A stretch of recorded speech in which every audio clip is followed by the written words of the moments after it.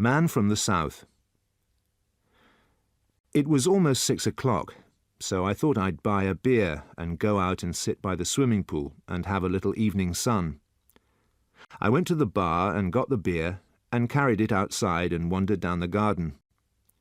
It was a fine garden, and there were plenty of chairs around the pool.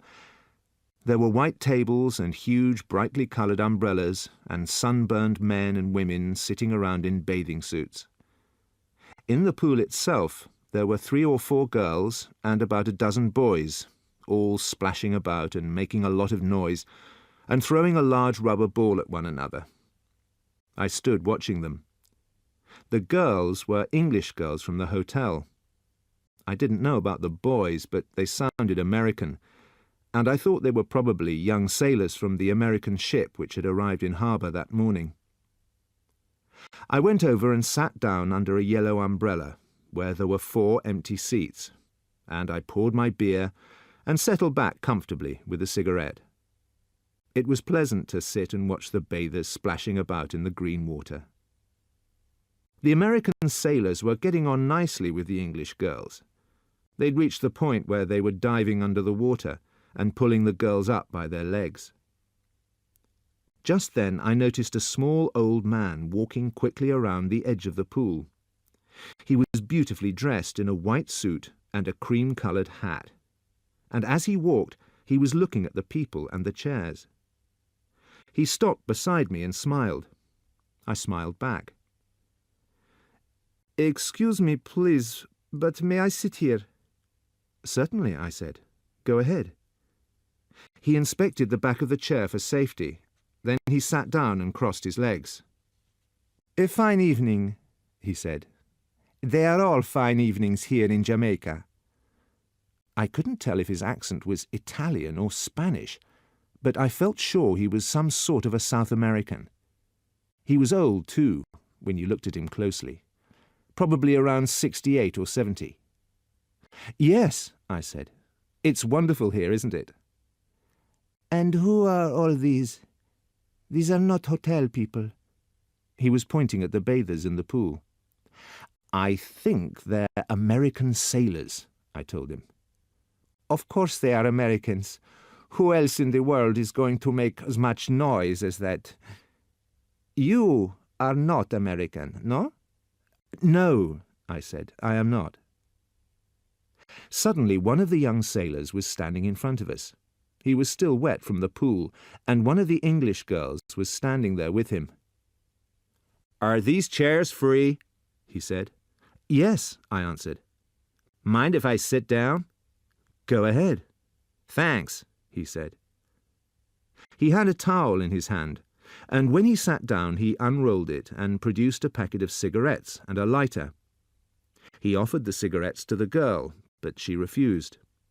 Then he offered them to me, and I took one. The old man said, "Thank you, no, but I think I will have a cigar." He took a cigar out of his pocket. Then he produced a knife and cut the end off it. "Here, let me give you a light." The American boy held up his lighter. "That will not work in this wind." "Sure it'll work. It always works." The old man removed the cigar from his mouth, moved his head to one side, and looked at the boy. "Always?" he said slowly. "Sure, it never fails. Not with me, anyway." "Well, well. So you say this famous lighter never fails. Is that what you say?" "Sure," the boy said. "That's right." He was about 19 or 20, with pale skin and a rather sharp nose. He was holding the lighter in his hand, ready to turn the little wheel.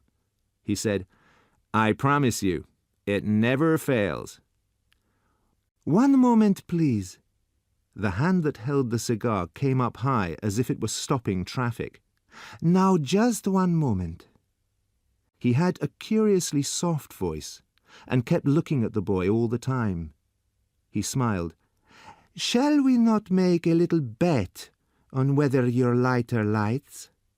"Sure, I'll bet," the boy said. "Why not?" "You like to bet?" "Sure. I'll always bet." The man paused and examined his cigar, and I must say I didn't much like the way he was behaving. It seemed he was trying to embarrass the boy, and at the same time I had the feeling he was enjoying a private little secret.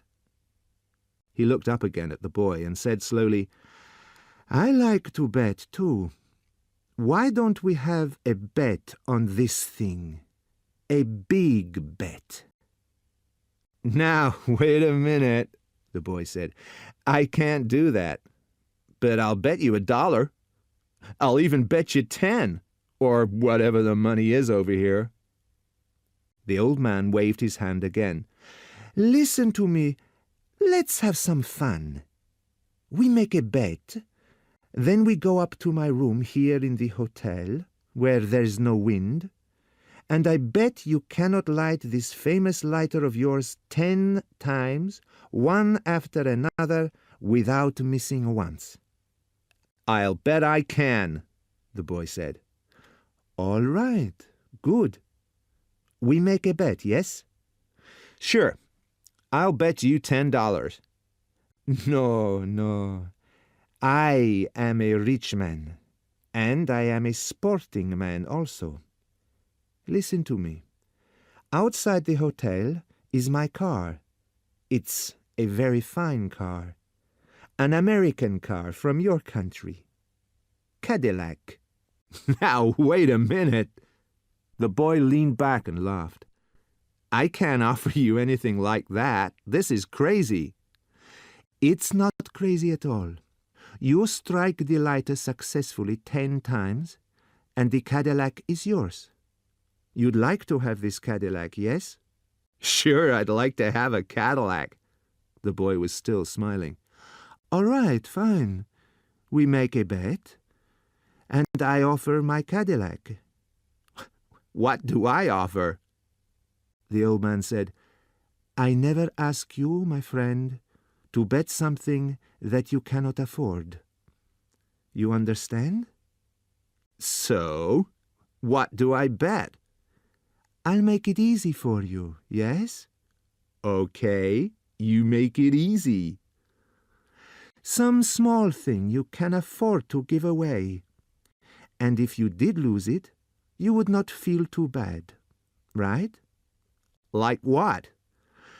"Like, perhaps, the little finger on your left hand?"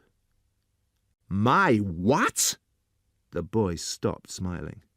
"Yes, why not? You win, you take the car. You lose, I take the finger."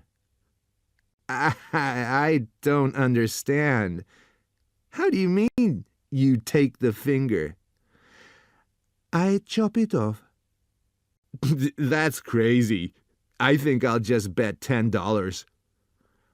Well, the old man said. "I do not understand. You say it lights, but you will not bet. Then we forget it, yes?" The boy sat quite still, staring at the bathers in the pool. Then he remembered that he hadn't lit his cigarette. He put it between his lips, opened the lighter and turned the wheel.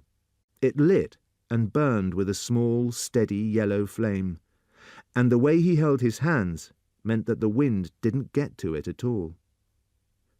"Could I have a light too?" I said.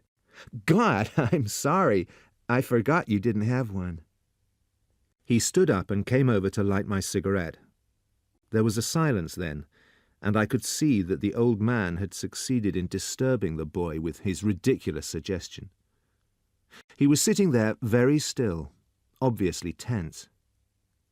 Then he started moving about in his seat and rubbing his chest and stroking the back of his neck. Finally, he placed both hands on his knees and began tapping his fingers against them. Soon he was tapping with one of his feet, too. "Now just let me check I understand," he said at last. "You say we go up to your room, and if I make this lighter light 10 times, one time after another, I win a Cadillac. If it misses just once, Then I lose the little finger of my left hand. Is that right? Certainly. That is the bet. But I think you are afraid. What do we do if I lose? Do I have to hold my finger out while you chop it off? Oh, no. That would not be good.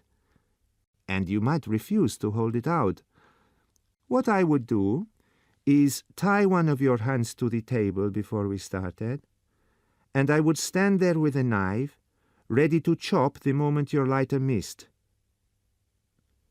How old is the Cadillac? How old? It is last year's. Quite a new car. But I see you are not a betting man. Americans never are. The boy paused for a moment, and he glanced first at the English girl, then at me. Yes, he said suddenly. I'll bet you. Good! The old man clapped his hands together. Fine, he said. We will do it now. And you, sir, he turned to me, you would perhaps be good enough to, what do you call it, to referee. Well, I said, I think it's a crazy bet. I don't like it very much. Neither do I, said the English girl. It was the first time she'd spoken. I think it's a stupid, ridiculous bet. Are you serious about cutting off this boy's finger if he loses? I said. Certainly I am. Also about giving him my Cadillac if he wins. Come now. We will go to my room. Would you like to put on some clothes first? He said to the boy. No, the boy answered. I'll come like this. Then he turned to me. I'd consider it a favor if you'd come along as a referee. All right, I said. I'll come along, but I don't like the bet. You come too, he said to the girl. You come and watch. The old man led the way back through the garden to the hotel. He was excited now, and that seemed to make him walk with more energy. Would you like to see the car first? It's just here. He took us to a pale green Cadillac. There it is, the green one. You like? That's a nice car, the boy said. All right. Now we will go up and see if you can win her. We all went up the stairs and into a large, pleasant double bedroom. There was a woman's dress lying across the bottom of one of the beds. First, he said, let's have a little drink. The drinks were on a small table in the far corner, all ready to be poured, and there was ice and plenty of glasses. He began to pour the drinks, and then he rang the bell, and a little later there was a knock at the door, and a maid came in. Ah, he said, putting down the bottle and giving her a £1 note. You will do something for me now, please. We are going to play a little game in here, and I want you to go off and find for me 3 things. I want some nails, I want a hammer, and I want a big knife, a butcher's knife, which you can borrow from the kitchen. You can get these, yes? A butcher's knife? The maid opened her eyes wide. You mean a real butcher's knife? Yes, of course. Come on now, please. You can find those things surely for me. Yes, sir, I'll try. I'll try to get them. And she went.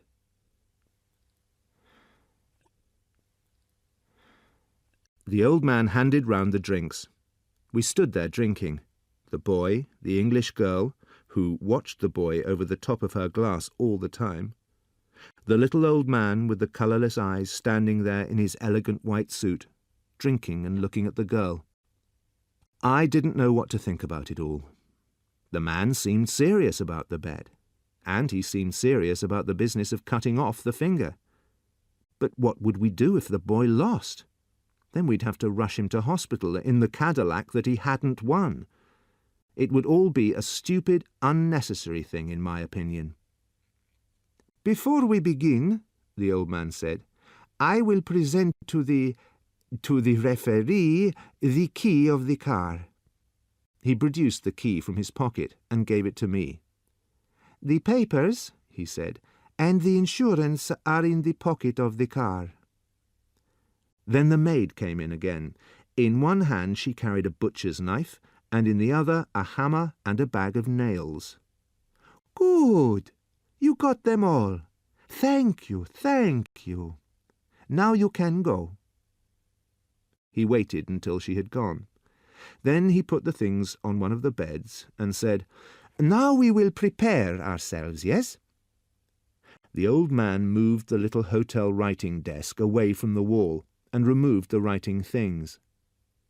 "And now," he said, "a chair." He picked up a chair and placed it beside the table. "And now the nails. I must put in the nails."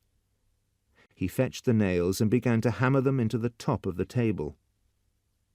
We stood there, the boy, the girl, and I, watching the man at work.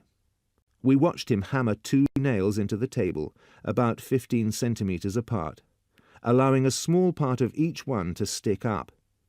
Then he tested that they were firm with his fingers. Anyone would think that he had done this before, I told myself. He never hesitated. Table, nails, hammer, knife. He knows exactly what he needs and how to arrange it. "And now," he said, "all we want is some string." He found some string. "All right. At last we are ready. Will you please sit here at the table?" he said to the boy. The boy sat down. "Now place the left hand between these 2 nails. The nails are only so that I can tie your hand in place." "All right, good. Now I tie your hand securely to the table. Like that." He tied the string around the boy's wrist, then several times around the wide part of the hand. Then he tied it tightly to the nails. When he finished, it was impossible for the boy to pull his hand away, but he could move his fingers. "Now, please, make a fist, all except for the little finger. You must leave the little finger sticking out, lying on the table." "Excellent, excellent. Now we are ready. With your right hand, you light the lighter. But one moment, please." He hurried over to the bed and picked up the knife. He came back and stood beside the table with the knife in his hand. "We are all ready," he said. "Mr. Referee, you must say when to begin." "Are you ready?" I asked the boy. "I'm ready." "And you?" to the old man. "Quite ready," he said, and he lifted the knife up in the air and held it there about 60 centimetres above the boy's finger, ready to cut. The boy watched it, but he didn't react, and his mouth didn't move at all. He only raised his eyebrows and frowned. "All right," I said. "Go ahead." The boy said, "Will you please count aloud the number of times I light it?" "Yes," I said, "I'll do that." With his thumb he raised the top of his lighter, and again with his thumb he turned the wheel sharply. There appeared a small yellow flame. "1," I called. He didn't blow the flame out. He closed the top of the lighter on it and waited for perhaps 5 seconds before opening it again. He turned the wheel very strongly, and once more there was a small flame. 2. No one else said anything. The boy kept his eyes on the lighter. The man held the knife up in the air, and he too was watching the lighter. 3. 4. 5. 6. 7. Obviously it was one of those lighters that worked. I watched the thumb closing the top down onto the flame. Then a pause. Then the thumb raising the top once more. The thumb did everything. I took a breath, ready to say 8. The thumb turned the wheel. The little flame appeared. 8, I said. and as I said it, the door opened. We all turned, and we saw a woman standing in the doorway. A small black-haired woman, rather old, who stood there for about 2 seconds, then rushed forward shouting, "Carlos! Carlos!" She grabbed his wrist, took the knife from him, threw it on the bed, took hold of the man by his jacket, and began shaking him with great strength, talking to him fast and loud and fiercely all the time in some Spanish-sounding language. She pulled the old man across the room and pushed him backwards onto one of the beds. "I am sorry," the woman said. "I am so terribly sorry that this should happen." She spoke almost perfect English. "It is too bad," she went on. "I suppose it is really my fault. For 10 minutes I left him alone to go and have my hair washed, and I come back, and he is doing it again." The boy was untying his hand from the table. The English girl and I stood there and said nothing. "He is a danger to others," the woman said. "Where we live at home, he has taken altogether 47 fingers from different people, and he has lost 11 cars. In the end, they threatened to put him away somewhere. That's why I brought him up here." "We were only having a little bet," whispered the old man. "I suppose he bet you a car?" the woman said. "Yes," the boy answered. "A Cadillac." "He has no car. It's mine. And that makes it worse," she said. "He has bet you when he has nothing to bet with.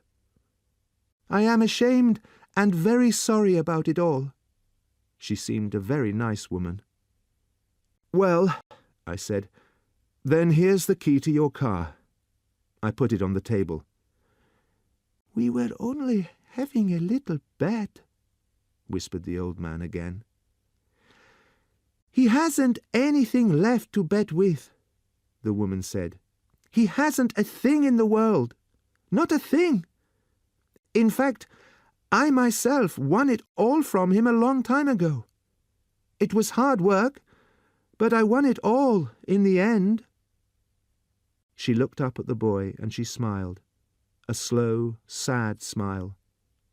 And she came over and put out a hand to take the key from the table. I can see it now, that hand of hers. It had only one finger on it, and a thumb.